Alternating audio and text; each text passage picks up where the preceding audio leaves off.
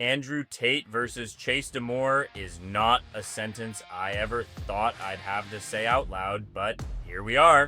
Misfits boxing has officially entered its most unhinged era yet. And the internet is reacting exactly how you'd expect. Pure chaos, zero nuance, and way too many confident opinions from people who haven't thrown a punch in their lives. So today we're diving straight into Twitter, YouTube, and the absolute madness surrounding Andrew Tate's boxing debut against Chase DeMoor. Because somehow this fight isn't just about boxing, it's about ego, clout, controversy, and Misfits boxing turning the volume up to 11. Let's get into it. So for anyone who somehow missed this, Andrew Tate officially stepped into the Misfits boxing ring against Chase DeMoor. Not an exhibition, not a charity bout. An actual sanctioned influencer fight.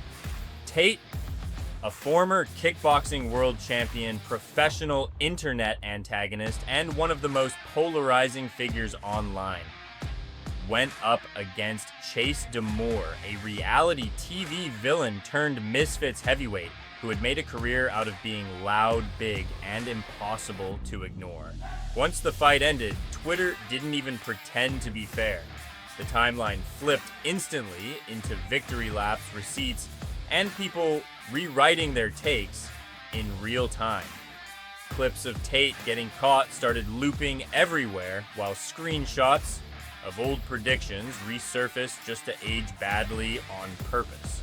Some fans were celebrating like they won the fight themselves. Others were calling it a setup, an excuse, or anything except a loss. Every reply section turned into damage control versus celebration, with zero room for subtlety. So, before we break down what actually happened in the ring, here's a look at how Twitter reacted the moment Andrew Tate lost to Chase DeMoor. Almost immediately after the fight, Twitter started pushing the idea that this was a full-blown fraud check. Some people were saying Tate's image finally cracked the moment he had to deal with real pressure, real size, and real rounds.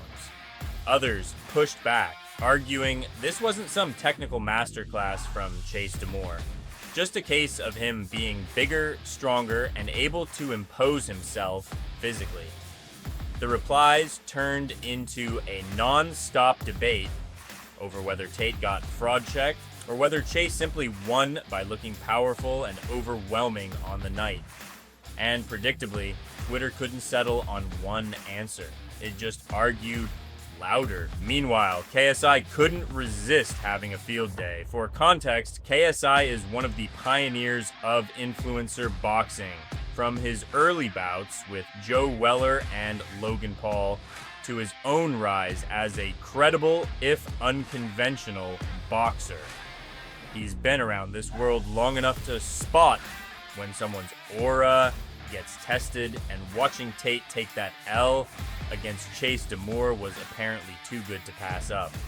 Twitter lit up with KSI memes, reaction videos, and his own sly posts, all highlighting just how perfectly this fight confirmed everything people had been saying about Tate. It was like the universe handed him a front row seat, and he wasn't about to miss the show. 8:56. Okay. And your winner, Has to be Chase. majority decision. Has to be Chase. And still, Yes! Yes! Chase! Chase! You fucking king! I love you, Chase! Yes! Chase wasn't the most technical boxer. Nobody was pretending he was, but he was big, durable, and chaotic. And in influencer boxing, that mattered more than footwork. Every fight he entered felt like it could turn into a mess at any moment, and that was exactly why people watched. Now compare that to Andrew Tate. Tate's entire brand had been built on dominance, confidence, control, the idea that he was always 10 steps ahead of everyone else. But boxing didn't care about his podcast numbers. It didn't care about his Twitter impressions.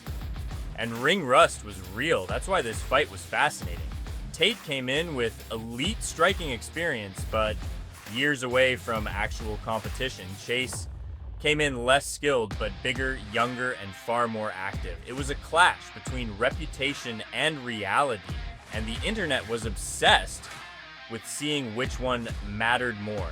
YouTube comments were brutal. Half the comments said Tate was about to humble Chase and expose Misfits as a joke promotion. The other half were convinced Chase would clinch, lean, and drag Tate into deep waters until the mystique disappeared completely. And honestly, both sides kind of had a point. And of course, Andrew Tate's Twitter feed was pure gold after the fight. You know the ones. The in 100 years from now, someone will read about me in history posts, the deep reflections about rolling with the punches, and reminders that he could have just sat around with whores instead of taking risks. Somehow, after getting put on the canvas, those lofty philosophical tweets feel a little ironic. The guy who promised the world he smiles when he wins and when he loses? Yeah, Twitter had a field day pointing out that smiling after this particular loss might be harder than he thought. The internet couldn't resist turning every line into memes, clips, and reaction screenshots. A perfect storm of Tate's bravado colliding with reality. YouTube exploded with brutal reactions, and it wasn't subtle. Fans were dissecting every punch, every misstep, and every moment Tate looked off his game. The consensus was clear. People were stunned that someone who built his entire brand on dominance and aggression could be outmatched by a younger, hungrier fighter. The discussion wasn't just about the fight itself. It became a commentary on reputation versus reality. Yeah, obviously I didn't get the result I wanted, but truthfully the result I wanted was to see if I could still do it. 40 years old, 10 years retired, a little bit of time in a Romanian dungeon. It was always going to be a big ask against someone so much bigger than me, younger than me, more active than me, but I wanted a real challenge. I didn't want to fight Tin Can, I didn't want to fight someone older than me or smaller than me. You know, I felt like I won the first 2 rounds, and then because he's 20 kilo heavier, he started leaning on me and he sat some interview. But I didn't quit, never give up, never retreat, never surrender, fight to the end, go out on your shield. So I have no excuses. Training camp went fantastic. Time is the fire in which we all burn. Unfortunately, a 40-year-old is not a 22-year-old. But I gave it my absolute all, and I have nothing but respect for Chase. I have no excuses. I'm not going to say anything bad about him.